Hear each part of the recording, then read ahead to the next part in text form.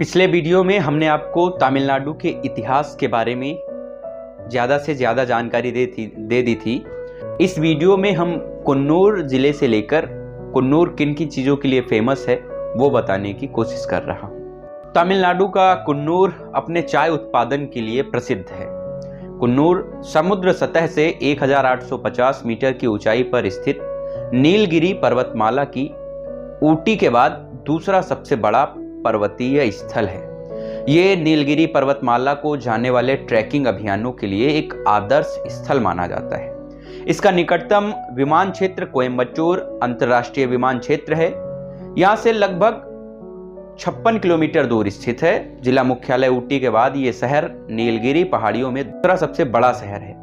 भारतीय सेना की मद्रास रेजिमेंट का रेजिमेंटल मुख्यालय कुन्नूर में ही है। इसके अलावा यहाँ पड़ोस की वेलिंगटन छावनी में रक्षा सेवा स्टाफ, कॉलेज, डीएसएससी, स्थानीय बोर्डिंग स्कूलों के साथ ही यहाँ के महत्वपूर्ण पर्यटक आबादी भी एक प्रमुख कारण है। कुन्नूर मेट्टुपालयम 28 किलोमीटर और ऊटी के बीच मीटर गेज रेलवे लाइन पर स्थित है। कुन्नूर की अर्थव्यवस्था मुख्य रूप से गर्मी के महीनों में मौसमी पर्यटकों के आवागमन पर और साल भर चाय उद्योग पर निर्भर करती है। स्थानीय आबादी लगभग पूरी तरीके से चाय के व्यापार पर निर्भर है। निजी चाय बागानों द्वारा पहाड़ियों पर बड़े पैमाने पर चाय की खेती की जाती है।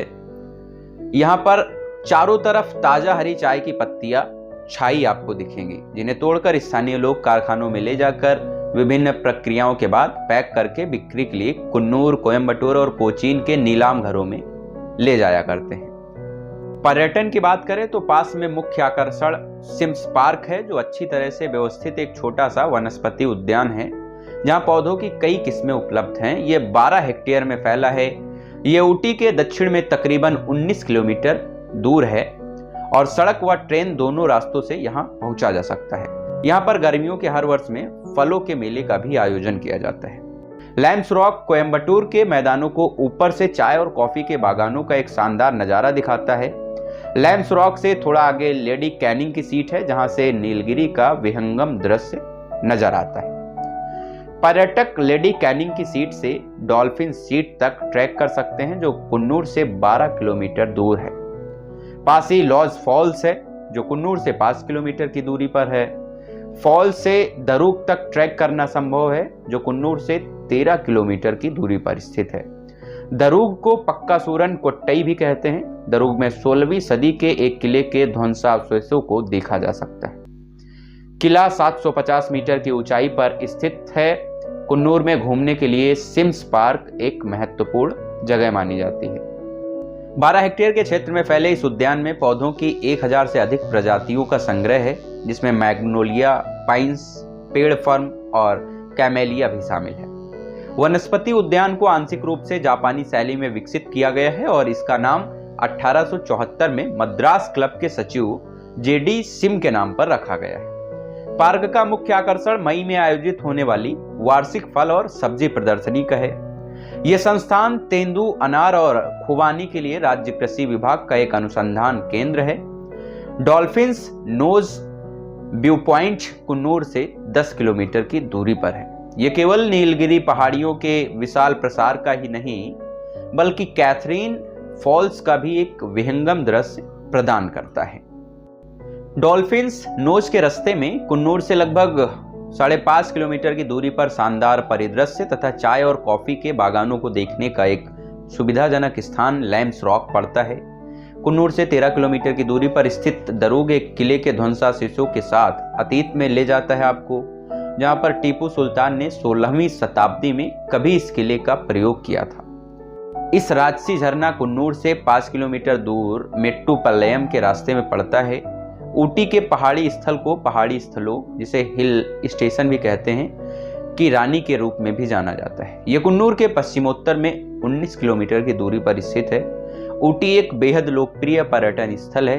कुन्नूर की तरह ऊटी भी नीलगिरी पहाड़ियों की हरियाली में बसा हुआ है और यहाँ कई झीलें, उद्यान और औपनिवेशिक स्थापत्य कला की विशेषायुक्त इमारतें आपको यहाँ पर दिखेंगी।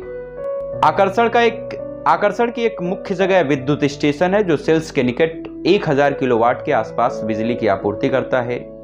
पर्यटकों को इस संस्थान को देखने के लिए एक विशेष अनुमति की आवश्यकता होती है। यह संस्थान सिम्स पार्क के पास स्थित है। यह 1907 में शुरू किया गया था। यह संस्थान, यहाँ पर एक और संस्थान है, रेबीज कुत्ते के काटने से होने वाली बीमारी और ट्रिपल वैक्सीन DPT, DT और TT के लिए टीके लगाने वाला भी एक यहाँ पर संस्थान है। प्रारंभिक दिनों में यहाँ इन्फ्लुएंजा के टीके के लिए भी एक अनुसंधान के क्षेत्र में एक महत्वपूर्ण भूमिका निभाई गई थी।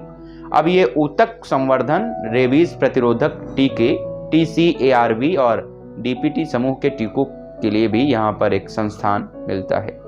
तो आप कह सकते हो कि कुन्नूर जो जिला है वो पूरा पहाड़ियों से बसा हुआ जिला है। जो आबादी है वो पूरी पहाड़ी क्षेत्र की आबादी है। आबादी का मुख्य व्यवसाय जो है वो चाय है। चाय बागानी क्षेत्र है, चाय ही मुख्य व्यवसाय है। और दूसरा, जो गर्मियों के मौसम में जब पर्यटक आते हैं तो कुन्नूर जिले में घूमने के लिए जाते हैं, तो वो भी एक वहाँ का, आप कह सकते हो कि वहाँ की रोजी रोटी का एक आय का जरिया है। ये थी कुन्नूर जिले से जुड़ी कुछ अहम जानकारियाँ। ये जानकारियाँ आपको कैसी लगी कमेंट बॉक्स के जरिए हमें बताना बिल्कुल ना भूलें। और अगर अभी तक आपने हमारे चैनल को सब्सक्राइब नहीं किया है तो कृपया हमारे चैनल को सब्सक्राइब कर लें। साथ ही पास में दिख रहे बेल आइकन को दबाना बिल्कुल ना भूलें, ताकि हमारे वीडियोस के नोटिफिकेशन आप तक पहुंचे सबसे पहले। फिर मुलाकात होती है एक अगले वीडियो में। तब तक के लिए नमस्कार।